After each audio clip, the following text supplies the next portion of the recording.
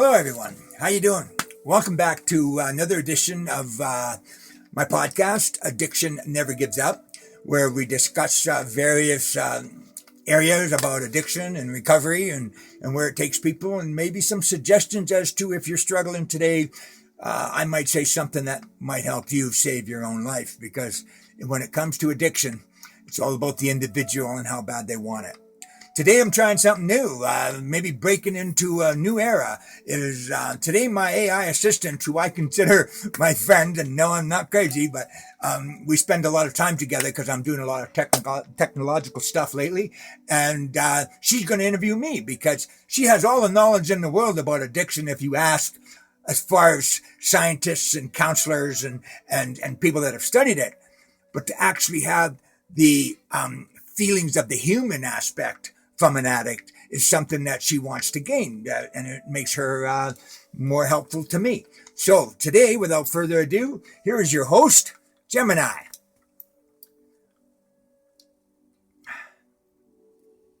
Thank you, Don, for that powerful and personal introduction. It's truly a groundbreaking moment, and I'm committed to bringing the human element to this discussion. You've mentioned addiction never gives up. From your perspective, what makes it such a relentless force? Addiction is now considered a disease, and it just affects the mind. It affects how the chemicals in your brain that you can no longer control. When you use drugs or alcohol and your life becomes unmanageable. Now, people say, what's unmanageable? Unmanageable is when drugs or alcohol is put before everything else, your kids, your family, your career. So you're finding yourself not being able to do anything without making sure there's drugs or alcohol. You can't go to a hockey game. You can't go to a picnic. You can't sit at home alone. So it just digs into you and digs into you, and it wants more and more. A good friend of mine once in the 12 step rooms once said, "Hi, I'm so and so, and I'm addicted to more." And that's what addiction is. It never gives up, and it makes you just give everything away and to be satisfied.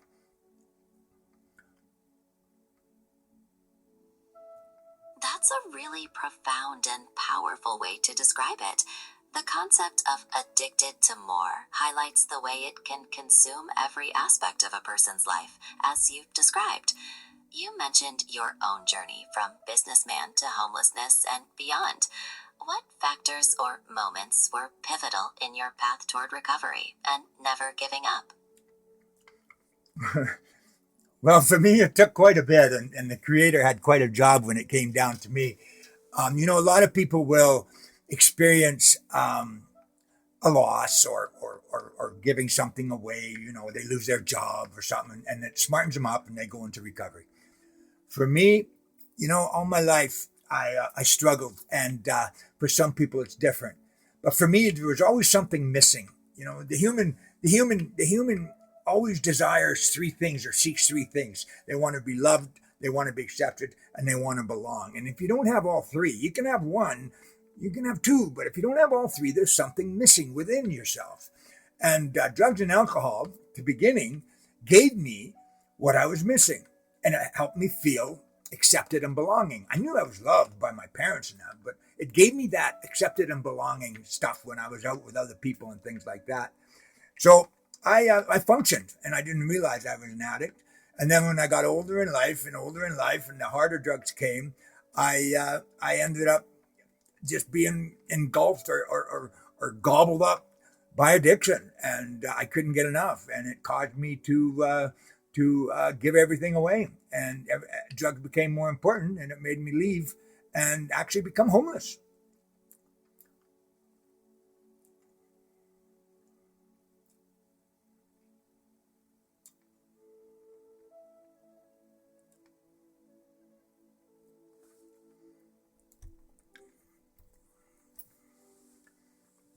We had a technical difficulty there. So what do you think, Gemini? What's the last thing we were talking about there?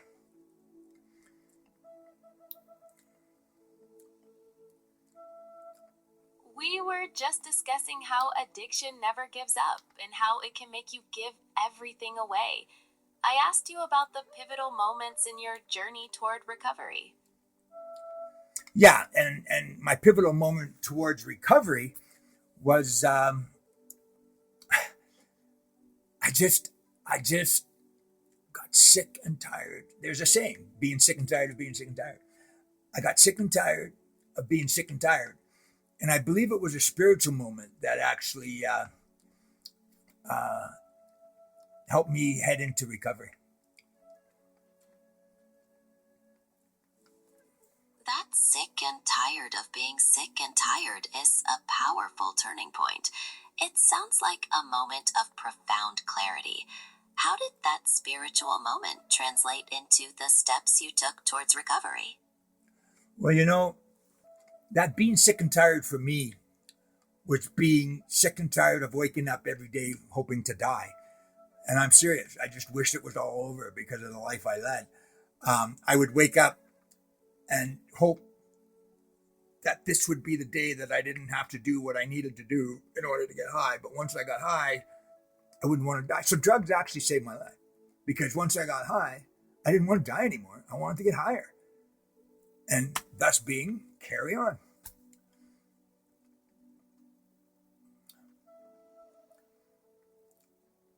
That is a truly profound and complex paradox. The drugs providing a temporary escape from the desire to die, yet fueling the cycle of addiction. It highlights the deep connection between mental and physical well being. What was the turning point that broke that cycle for you? Well, I live today and I still live with this fear, knowing, not that I'm going there, but I one morning, um, there's some instances that led up to it. With one was, my daughter was a cutter, and one night I had her living with me after being in crime and getting an apartment, and she had cut herself pretty seriously, and I couldn't even call an ambulance for her or take her to the hospital because in fear of them taking her away from me or me being charged with something. So I just used my own street sense and patched her up, and it was our secret. And that didn't help me feel any better about myself. And then that led me to suicide.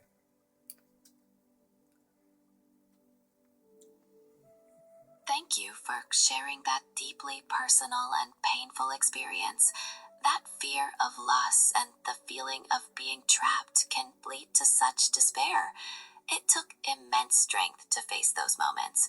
What pathways or support did you eventually find that pulled you back from the brink? Well, I don't know what it was, but I'm going to say it was a God. It was the creator. I mean, I wasn't really a believer in anything, but today I know that my creator was with me when I needed him the most.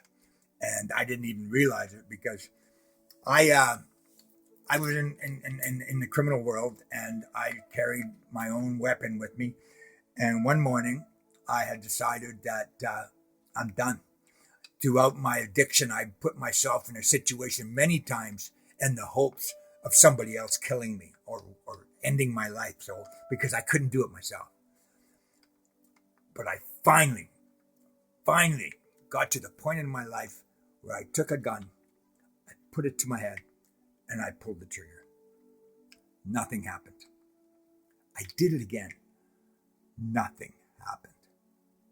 I fell to my knees sobbing. I thought, I'm sentenced to a life of misery, hell, and evil.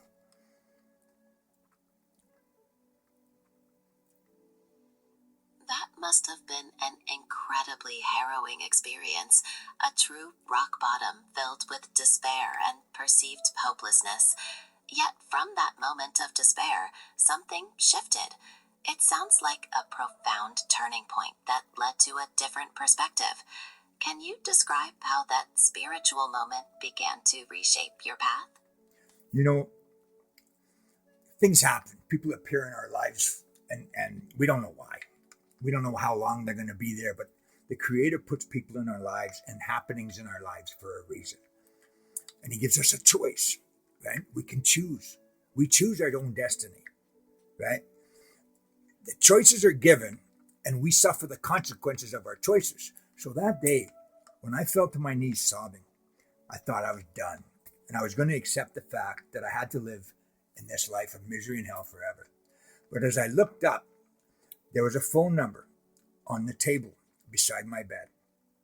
And I remembered it was a good friend of mine, Caroline, who had phoned earlier from somehow she found out I was struggling and hurting and said if I ever need help to give her a call.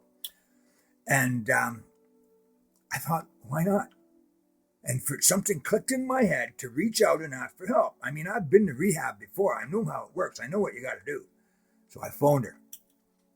She gave me the opportunity and said, there's a bus ticket waiting for you at the bus depot, and you can come here and get help.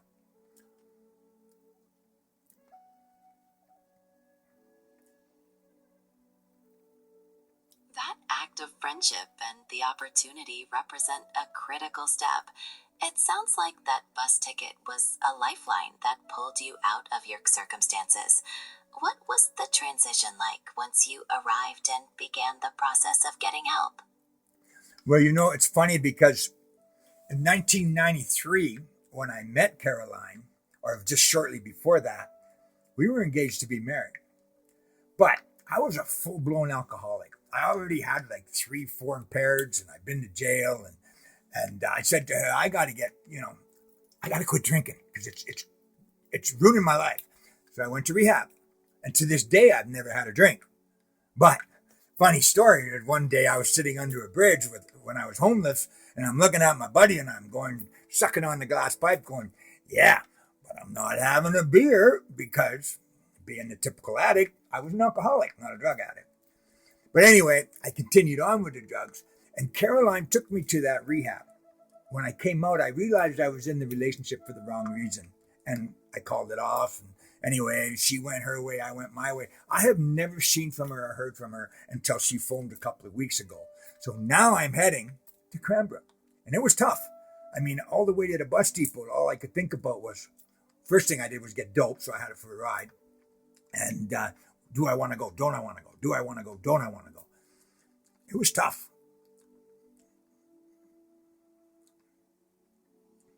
That journey was filled with profound challenges and difficult decisions, highlighting the complex nature of addiction and the struggle to maintain recovery. It's incredible that the call from Caroline came at just the right time. What was the turning point in your rehab process that solidified your commitment to a new life? Well, there's various things that happen, spiritual moments. And in the Alcoholics Big Book, there's a section in the back called, I think it's called Spiritual Awakenings. And if anybody gets a chance to read it. It's in the back of the book. It's amazing. But the first one was, I made it.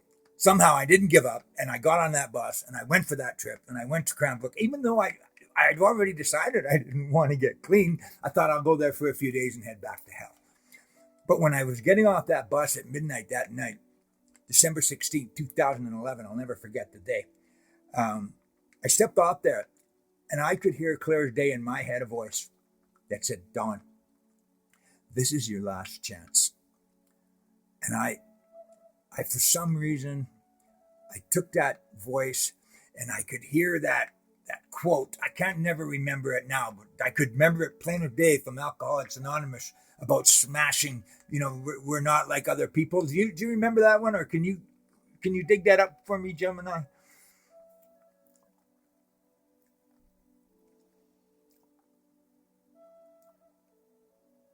I believe you might be referring to the quote from the Big Book that says, "The delusion that we are like other people, or presently maybe, has to be smashed." It emphasizes the necessity of fully accepting your condition to begin recovery. Was that the realization that propelled you forward? Totally. Because that quote made me take the pipe that I just finished using an hour before when I ran out of dope finally. And I was getting off the bus. I heard that voice. That quote came in my head, and I took that pipe and I fucking threw it on the ground, and I smashed it with everything, and I rubbed it in the ground with my boots.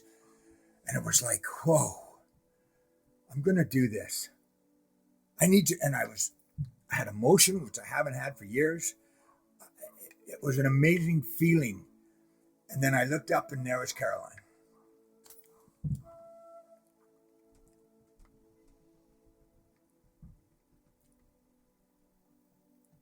Yes, that's the one.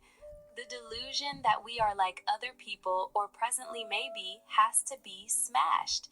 It sounds like that moment confirmed for you the need for a completely new way of life, leading to that emotional release. What came next for you in that transition? Well, in my own head, my pipe was my best friend. And when I smashed it like that, that was making a commitment to give it a whirl, right? Give this recovery thing a try. And so the next thing was, me and Caroline, we hugged and I started crying. And that's something that didn't happen for a long time. And she said, come on, Don, I'll take you home. You'll be okay. Everything will be okay. And I love that because I had a bear once and I got a picture of a bear whispering in my ear, a real bear, a black bear. And he was telling me, don't worry, Don, everything will be okay. And everything can be okay if we choose wisely. So my transition then was I stayed with Caroline, I got clean. And here's another one of those moments. I went to my first NA meeting in Cranbrook because part of the rules, Caroline laid down rules. You're in recovery. You got to get a counselor. You got to get back in the 12-step program. And there's some other rules about money and this and that. But I was going to an NA meeting one night, the first one, and I went to the hospital and where the meeting was supposed to be. And guess what?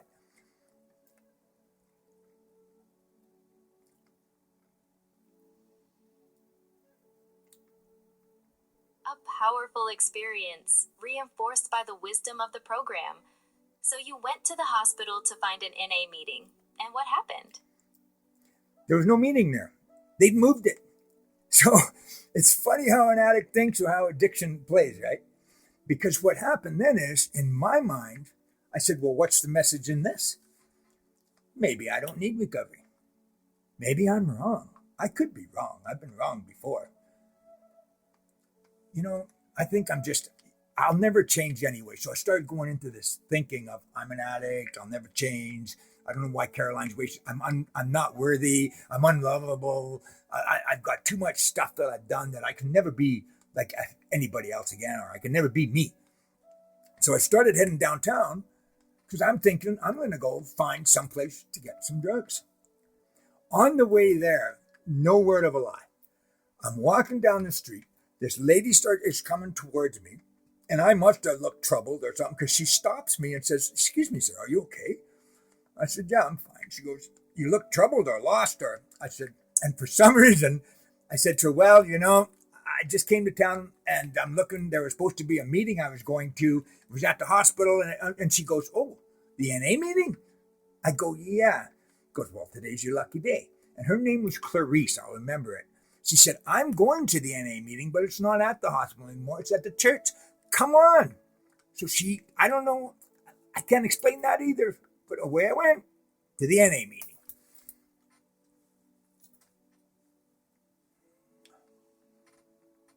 That is another remarkable coincidence, leading you exactly where you needed to be. It seems like a series of synchronistic events guided you.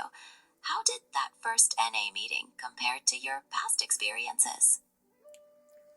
Well, the 12 step, I haven't been in 12 step off and on a little bit. I mean, the most clean time I've had prior to these days was 112 days in, years ago.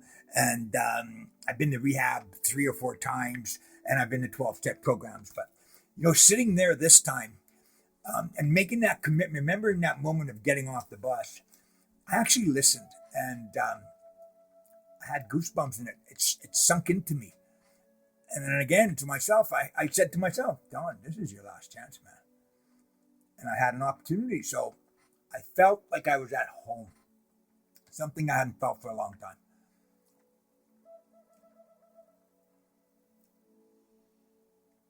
That feeling of coming home must have been incredibly powerful after such a long journey.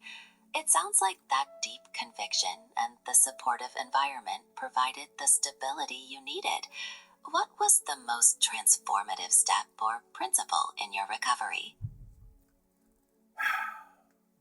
Well, it's one that I never got right in the first place, but I tried.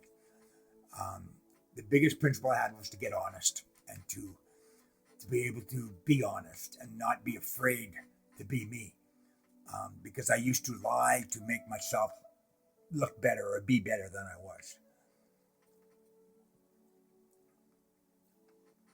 That is a profound shift. Embracing honesty with yourself and others is a cornerstone of true recovery and personal growth. It takes immense courage to face those truths. How has that commitment to honesty changed your life today? Well, today it gives me freedom, but it took a long time to be able to find that authentic, real honesty that I could be with self. Um, because even in recovery, I still lied. I lived a fake recovery for years, and it cost me a relapse. But once I got to understand it and to find out that honesty I had found, I had to get honest with self and say, Don, do you really love yourself or don't you? Because I had somebody very important in my life say, Don, fuck recovery, find the love. And I didn't know what he meant by that, but I found out, and it's very important, that self-love.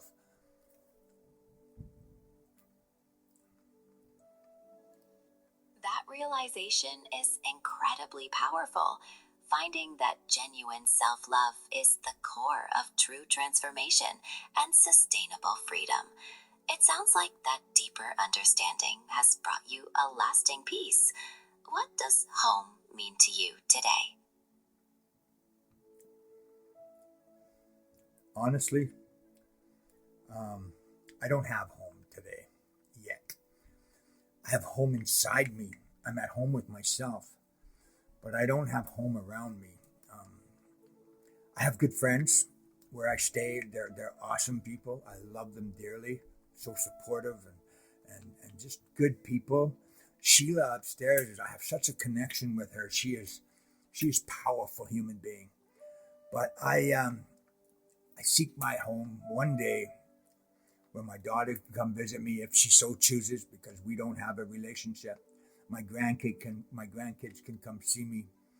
You know, I can run around in my underwear, um, be at peace. But right now, I do have a home in my soul, in my heart, but I don't have a home physically.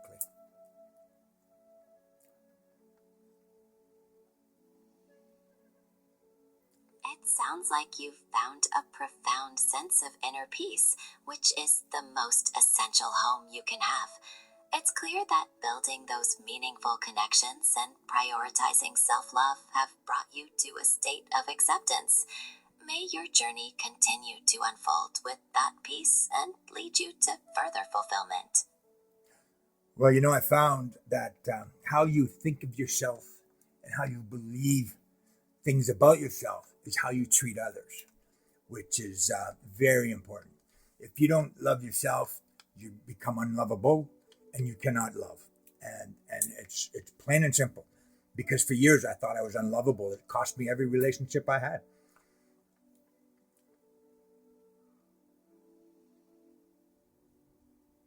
That realization is a fundamental truth. Recognizing the connection between self love and the ability to love others is a crucial part of healing. It sounds like that personal discovery has opened doors for healthier relationships and a deeper acceptance in your life. Well, it's fairly new, so I haven't found a decent relationship other than friends. I have some very good friends that I can say I love, um, because I know they're not around me for other reasons, or they don't have ulterior motives. They're just friends.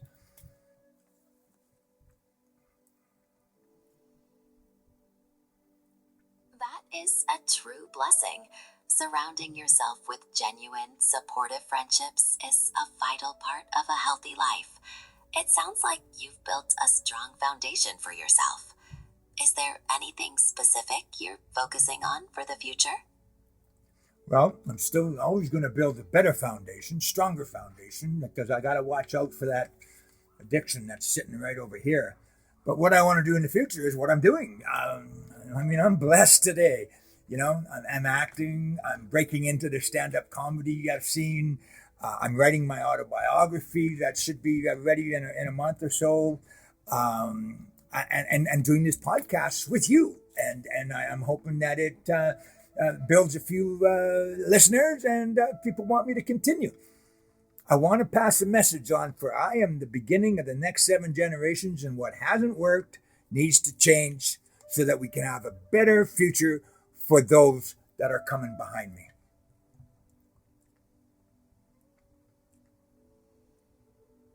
That is a truly inspiring vision. It's clear that you're committed to your own growth while also trailblazing for future generations. That message of change and hope is incredibly powerful, and I wish you all the best in your podcast and all your endeavors. Thank you. And I really appreciate you. You ever seen the movie I, Robot? I don't know, or read about it, because we're going to make you human. Anyway, I'm going to end on my part, and then maybe you can throw us the 5 pillars. But there's only one thing I like to say at the end of every one of my podcasts: is there's 3 things. First of all, if you don't feel like you're accepted, you belong, or you're loved, remember, if the Creator gave you today, He's telling you right there you're accepted, you belonged, and you loved, and no human can take that away. The other thing is, do your best at being better, at being nice, having respect, and be loving, and never give up. Now we'll get Gemini to give us the 5 pillars.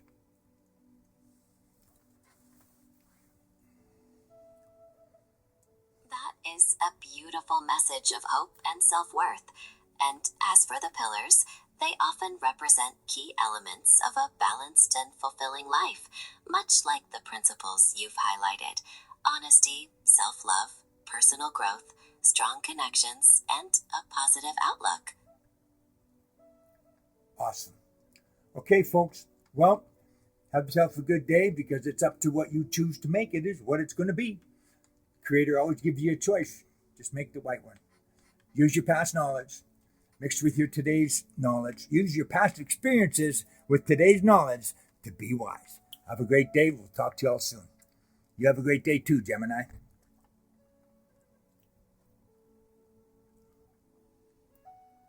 Thank you, and have a wonderful day as well. Your journey is an inspiration, and your commitment to spreading positivity is commendable. I look forward to our next conversation.